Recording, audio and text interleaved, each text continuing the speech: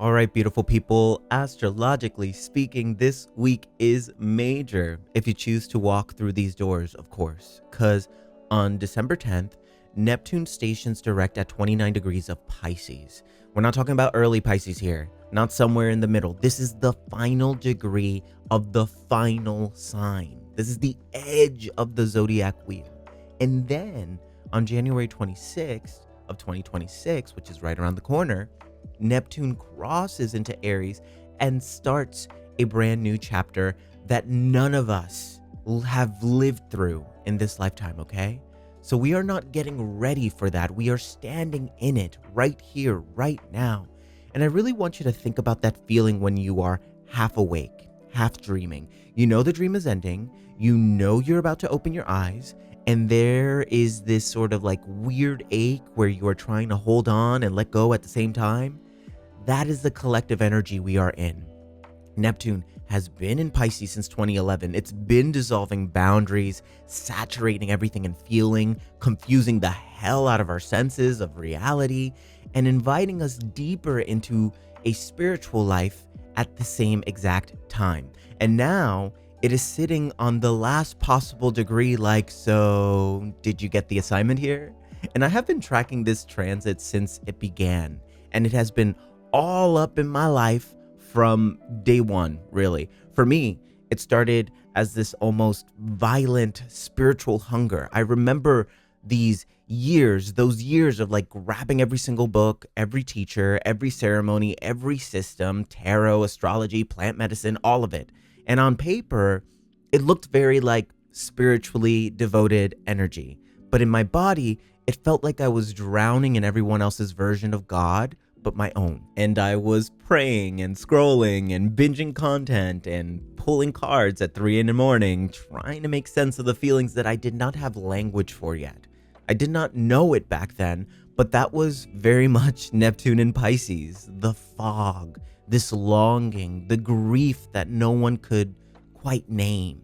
So in honor of this crazy era we just experienced, I want you to consider this like my love letter to that ending, to what this 14-year dream has done to us and for us.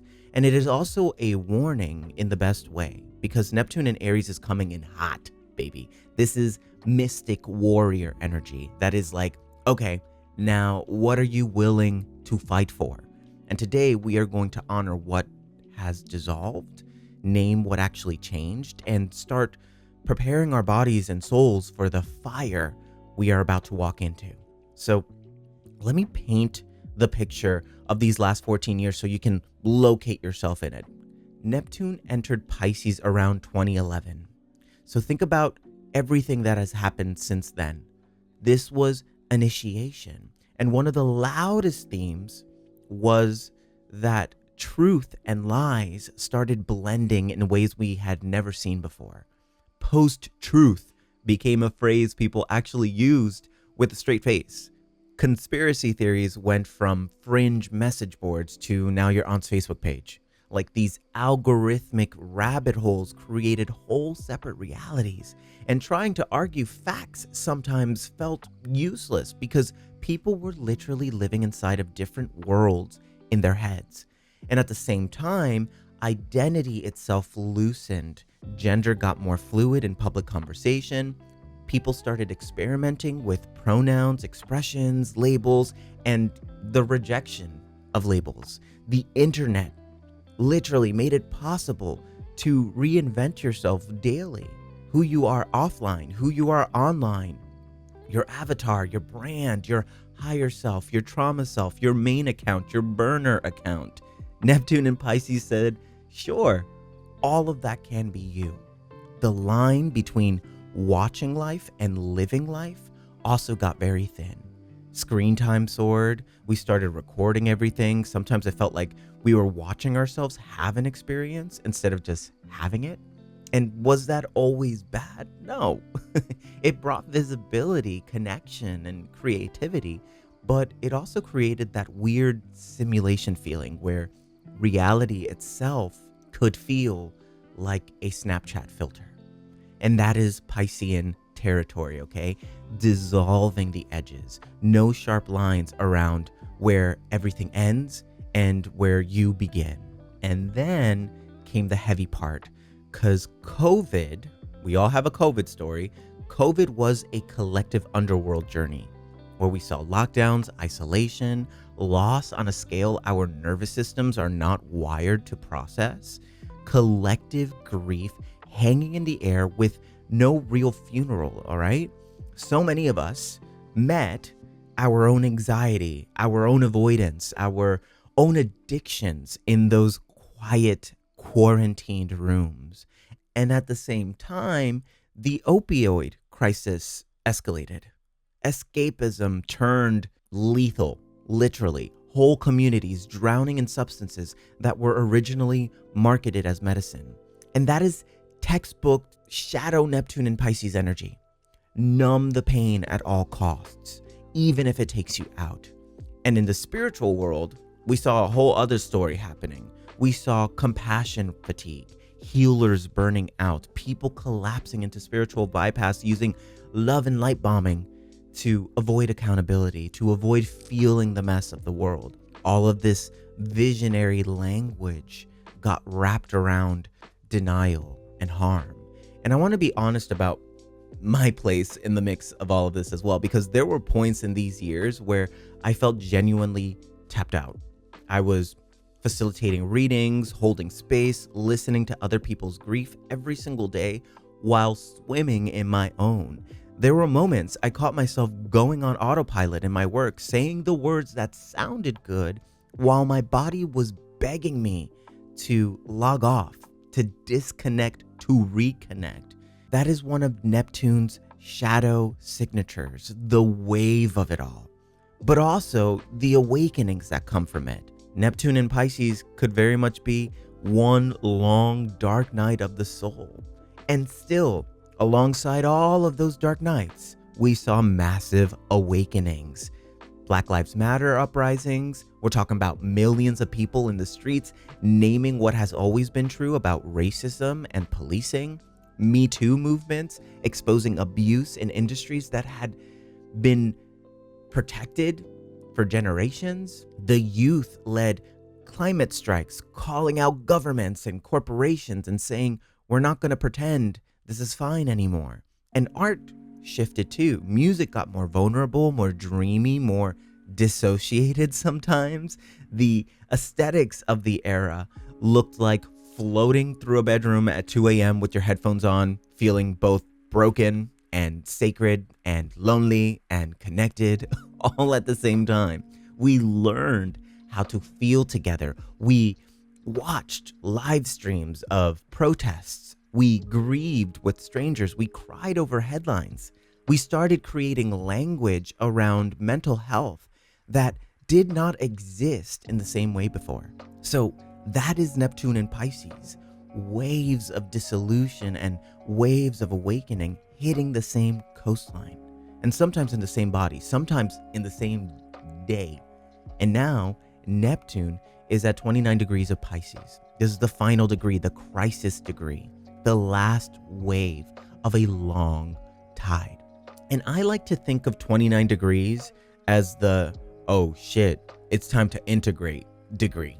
It is where the energy of the sign is turned all the way up. And we have to have a real conversation about what we learned and what we refused to learn. So picture it like this. You are standing with your feet in the water right now. And behind you is a whole ass ocean of the last 14 years. Every cope, every vision, every prayer, every spiral, every miracle that pulled you back from the edge, it's in front of you. And on the shoreline, there is a faint glow, a faint glimmer that smells like smoke and beginnings. That is Aries, breathing down the neck of Neptune and Pisces.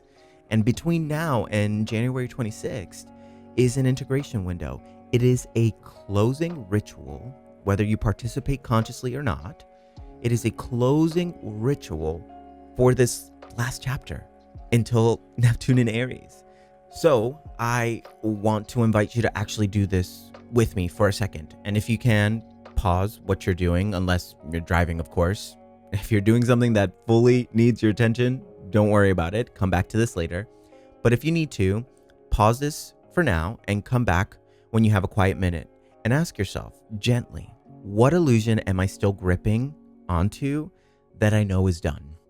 And what do I know is true now that I did not know in 2011? Even if I wish I could unknow it, what part of me feels like it is dying right now so something more honest can live?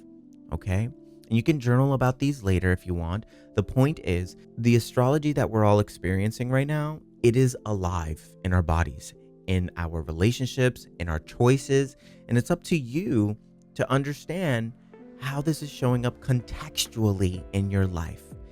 Astrology is not going to tell you what to do, but it can guide you in the next step. And this chapter with Neptune at 29 degrees of Pisces, it is just a very clear awakening that we cannot carry everything from this era into the next one. There's a tinge of grief in this final chapter. And when we think about Pisces, we're thinking of the last sign of the zodiac. We're thinking of that last step before we surrender into the great unknown. So what is coming with you? What are you leaving? What did you learn? And how can you best move forward in this next chapter? Now, let's talk about the fire as well, because on January 26, 2026, Neptune enters Aries for a long time. It is there to stay, roughly until late 2030s. So we got a long time. And think about how much that has transpired from 2011 until now. Like, so much more is going to happen between 2026 and 2039-ish. And we have already had a preview of this. Like, Neptune dipped into Aries like early 2025, and then it slid back into Pisces in October. Like, okay, hold on, wait, there's actually more work to finish here. And now we are headed toward the moment where it commits to Aries for real, with no return to Pisces in our lifetimes. And energetically, this is not just more of the same energy. This is water turning into steam. This is fog turning into flame.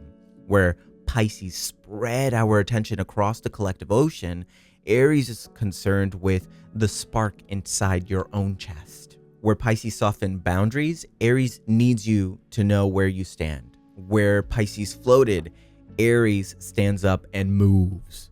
So you will see this everywhere. People will get louder about what they believe in. Spiritual language will get more confrontational.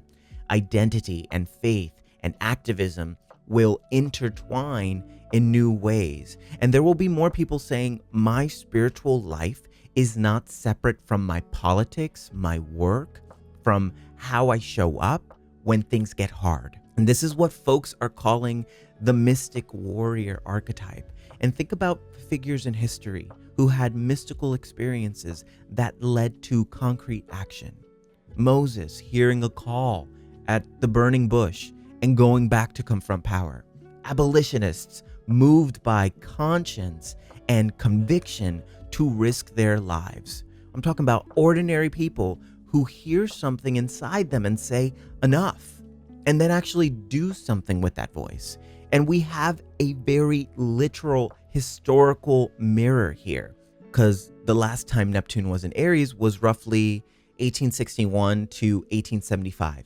And that period included the American Civil War, the end of legal slavery in the United States, revolutions and unifications across Europe, and the rise of spiritualism as millions of people tried to contact their dead. So you can feel the pattern here. Spirals of fighting for transcendent ideals, people turning to spiritual tools during extreme conflict, dreams of freedom showing up as both liberation movements and violent, holy crusades, okay?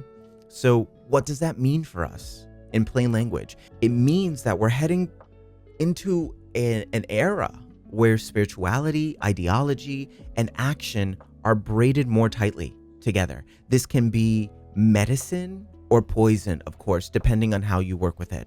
On the shadow side, we are likely to see people using spiritual language to justify harm, influencers and leaders sliding into messiah-like fantasies. We're talking about violence and aggression. We're talking about nationalism soaking itself in religious imagery and claiming itself to be divine in some way. And we're already seeing this. And on the gift side of it all, if we bring forward what Pisces taught us about compassion and interconnectedness, we can get something completely different, okay? We can create movements that care about feelings and bodies. We can create communities that understand trauma and still know how to organize. Talking about artists and leaders who are willing to put their gifts in service to collective change. And then there's an added layer to all of this, of course, because on February 20th, 2026, every astrologer and their mother are going to start talking about this. We got Neptune and Saturn meeting at 0 degrees of Aries. And that is a once in a 36-year conjunction happening at the first degree of the zodiac, the ignition point where everything begins, where Saturn is structure, Neptune is vision. And when they come together at 0 degrees Aries, we are talking about a long cycle of what dream are we willing to build in the real world with real consequences. So yeah, this is big, but big does not have to mean scary, of course. It just means honesty. It means your spirituality cannot live on your altar or only on your timeline. This era is about embodied, applied, messy, courageous spirituality that actually touches something outside of you. So what do we do with all of this? You know, it's beautiful to talk about these archetypes, but we still have to wake up tomorrow and deal with this world we're living in, right? And I want you to think of the weeks between December 10th and January 26th as a bridge. On one side, we have Neptune in Pisces, and on the other side, we have Neptune in Aries. And this is your time to consciously release and consciously claim. First, let's talk about the releases. Let go of blind faith in external authority. Y'all, they don't care about us how we think they care about us. That does not mean never trusting anyone, of course, but it does mean catching the part of you that still secretly believes someone else is going to save you. The perfect teacher, the perfect partner, the government, the new app, a retreat, the next plant medicine ceremony, whatever. Neptune in Aries is not friendly to that fantasy. So you got to let that go. You got to save you. You truly got to save you and use that energy to help others along their path. Number 2, start loosening up your escapism patterns. And I'm not talking about pleasure or rest because that's needed. I'm talking about the behaviors you use to dissociate and leave your body when your soul is asking you to let it be present. Doom scrolling until you're numb, consuming spiritual content instead of doing your own practice, saying love and light when what you really mean is I don't want to and I cannot look at this. Number 3, release the false idols. The people you have placed on pedestals spiritually, politically, creatively, they gotta go. And I don't mean like cut them out of your life completely. What I do mean is consciously consuming ideals so that it builds you up, it inspires you, it motivates you. You can still admire people, of course. You just cannot hand them your discernment, okay? So those were your releases. Now let's talk about the claims. First up, claim your inner authority. You are not an empty vessel waiting to be filled with wisdom from the outside. You have a body, an intuition, a conscience. Your dreams have been talking to you this entire Neptune and Pisces era. And now your job is to trust what you already know and to practice checking everything you hear that goes against that inner sense. Number 2, claim the fight that belongs to you. You are not meant to fight every single battle. That is just a fast road to burnout and cynicism, and we don't need that. But there is a lane that is yours, a cause, a community, a pattern in your family line, a group of people, a a part of the world that your heart keeps circling back to. And I want you to pay close attention to the issues you cannot quite ignore, no matter how many times you try. That is data. That is showing you that, cool, I can work in this field. I can learn about this environment a bit more. Choose a cause that matters to you, just one cause, and start participating in making the world a better place through that cause. Number 3 here, claim courage in small, specific ways. Neptune in Aries is not about grand, heroic actions, although it's going to bring its own interpretations of that to life. But it is about the little daily acts where you align your choices with what you know to be true. Telling the truth in a conversation where you usually stay quiet. Setting the boundary you have rehearsed in your head 20 times. Launching the thing you have been secretly working on. Aries is about action and bravery. And during this whole Neptune and Pisces era, we got very good at naming these emotions. But now, what are we going to do with these emotions? How are we going to build and nurture this relationship with our intuition? That is what Neptune and Aries is all about. Your spirituality is nothing without action and active participation. So ask yourself clearly here, what am I being called to fight for in the next chapter? What is mine to protect, to build, to tend? Where is my fire leaking? And how can I nurture this flame instead of suppress it? You do not need an immediate answer for any of this, of course. You might get a word, a face, an image, or just a sensation. And that is enough for right now. Aries is about instinct. And what we're doing here is just starting a conversation. Now, between December 10th and January 26th, you can treat your life like an actual living, breathing field study. Notice what is dissolving without you even trying. Notice which fantasies are quietly dying. Notice which actions feel strangely right, even if they scare you. That is Neptune's last wave rolling out and the first sparks of Aries starting to glow. All right? I want to leave you with this. So we are not talking about hypothetical future astrology here. Neptune stations direct at the final degree of Pisces in 2 days. It will leave Pisces for our lifetimes on January 26th. And a few weeks later, Saturn and Neptune meet at 0 degrees of Aries, and that will start a new cycle that will ripple throughout decades. You are alive for this, all right?